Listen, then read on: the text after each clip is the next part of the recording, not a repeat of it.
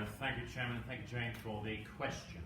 Jane, you may not have been aware at the time of writing the question that there is a petition that has succeeded in getting more than 500 signatures specific to Elm Avenue, and the process thereafter is that it triggers a debate of this council and the requirement to place a motion. Your question, Jane, is not entirely dissimilar to others, and therefore, not to say the same thing 6 times, I'll indicate that the majority of specific issues that you are raising will be discussed later when we debate that petition. You do raise the specific query with regard to assessing green space, and as you'll know from my comments in Planning Committee at Newark Town Council, I have already said that this council will be taking forward the development of a green spaces strategy, and I'm confident that will cover the issues being raised. I must point out there is reference in the question to a neighbourhood plan. Newark as a parish does not have a neighbourhood plan. I assume therefore the reference is to the local development framework and the plans that relate to the district as a whole. There is of course the potential for the parish to bring forward such a plan which can augment but not contradict the local development framework, and that may give greater succour on some of these assessments of spaces and their utilisation. With your permission, Jane, the other specifics I shall pick up during that motion. I'm grateful for the opportunity, actually, even though there isn't one now on the petition, but of this question with regards to the Elm Avenue land and later, I assume, with regard to Cedar Avenue. Because actually it gives the opportunity, particularly with clearly more engaged persons, to address what I shall initially call inaccuracies that have been circulated to the extent that, as Mr. Trump and others might use modern parlance, they appear to have become untruths. And I know it has caused some distress to councillors of this council and previously, and to officers and others, that they are frequently accused of things which they have not done, and accusations and allegations are made of this council and persons within it that are not accurate. So if I pick up some of the specifics firstly from that petition, using Jane's question, there is this reference to Betcha Pratt's legacy, which is recognised, and he did bequeath land and it was used subsequently as a stadium. There have been suggestions that there is a covenant attached to that. We have exhaustively searched legal documents, none can be found.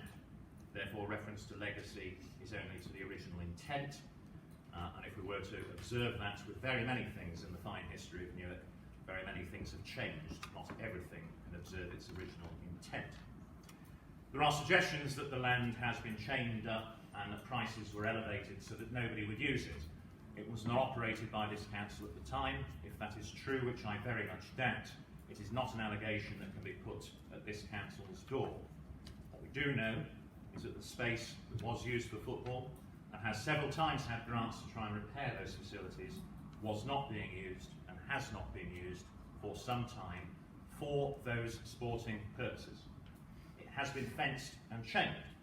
To describe it therefore as open green space can only be from an aerial perspective. I do not mean that in a condescending manner. It has not been informally open space for informal recreation or informal access at any point. The suggestion to bring forward this space for housing was not made by this council. It was made by another organisation that at that time was liaising with us to develop Elm Avenue, and that organisation was not the YMCA.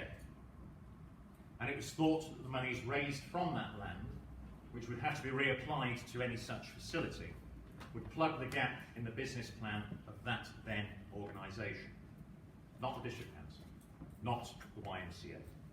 And the intent was for some 23 plus houses to be put on that land. The County Council could and were choosing to sell it, and this is where the District Council becomes to be involved. There was no requirement necessarily for them to sell it and make a contribution to wider projects. Therefore, we engaged Sports England, and it is being said that Sports England objected to it being built on. The correspondence from Sport England to myself is not that at all, provided there is sufficient replacement which they deemed was being done on the wider Elm Avenue project with the YMCA. They were content because they were not deemed to be high quality facilities that were being used to a great extent, and the replacements would significantly augment that. And so we sought to lever with the County Council that proceeds from the sale would be directly reinvested into that YMCA project on the Elm Avenue. That has been successful. That is a form of community dividend this district has negotiated that was not previously available to us. Further to that, I am the ward member, and at the time I was the ward member, I was absolutely adamant that we would not see 23 housing units on that site. It is incongruous to the estate, the area, the persons, the character, however you may wish to describe it. I spoke to some residents. I know the County Council for that area spoke to residents when it was advertised that it may be put forward for housing disposal.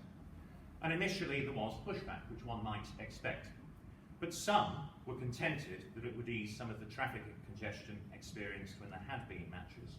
Some were contented to be a reduction in antisocial behaviour, and the vast majority of those to whom I spoke at that time were very much more contented that in between 9 or 11 units would be much more appropriate than 23.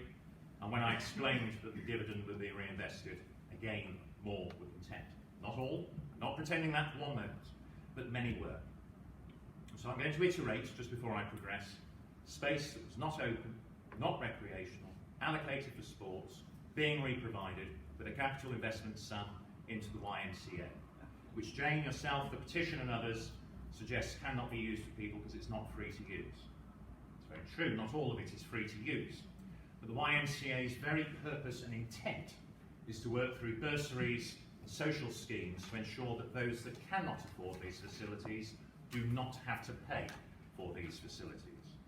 And the project, for those that are not aware, and it develops almost daily, is going to involve a climbing wall that is of Olympic standard and therefore will be one of the largest in the country, a skateboarding park that is larger, I think, than any for a 200-mile radius.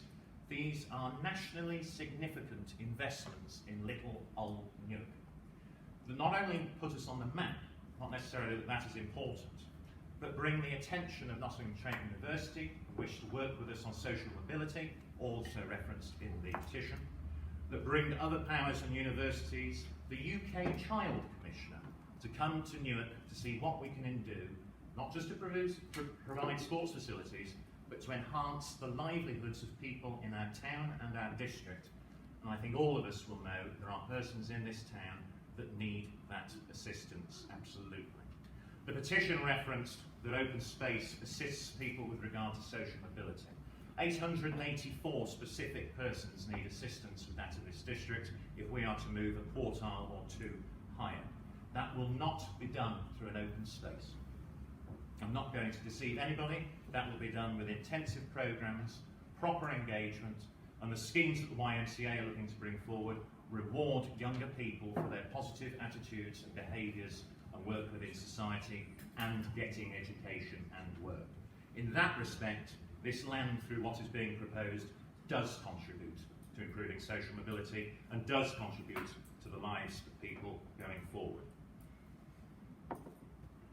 It isn't that I'm unsympathetic, Chair, to what people are saying. I do not consider it the case that there is not other accessible open space in that area. I recognise the question is saying, without having to cross a road, that would be impossible for very many people in Newark. I empathise not having to walk down a main road, and so within this scheme we have ensured that there is increased access to the Sustrans, and along that route and in other areas are many more parks and open spaces. And we as a council, and I believe additionally Newark Town Council, as was, committed to investing in those, to upgrading and to improving them, and has committed to upgrading and improving pretty much all of the sports facilities, whether in our ownership or not, throughout the town and across the district. So if I were to pick out those specific elements within these questions with regard to social mobility, sporting opportunities, grassroots, economic well-being, considerment of neighbours, considering children's free space and ability to do things, and investing in our future, I think they are being addressed through the proposal that has come forward. If I then pick up on the specifics with regard to the green agenda, I think we are quite candid as a council that whilst we had safer, cleaner, greener, the greener was the element we had to progress most. And I'll probably expand on that more through later questions that come forward. But it will be seen that our green agenda, our green spaces strategy, our biodiversity, tree planting and other schemes have recognised that.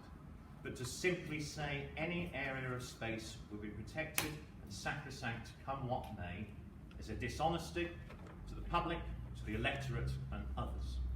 With difficult decisions taken by the planning committee who have to take things on balance, national policy, local policy, people's concerns and the objectives that can only be done through law, and the purpose of this very council is to absorb all consideration into debate and reach what at the end of the day must be a balanced decision.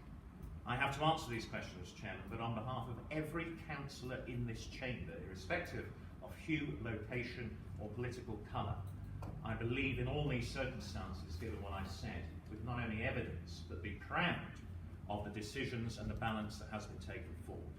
To pretend we can please all people all of the time is a travesty and an untruth, and I will not further perpetuate untruths that have been said before. I hope that I have addressed them there, and I think many in this chamber are very grateful for the opportunity to have done so.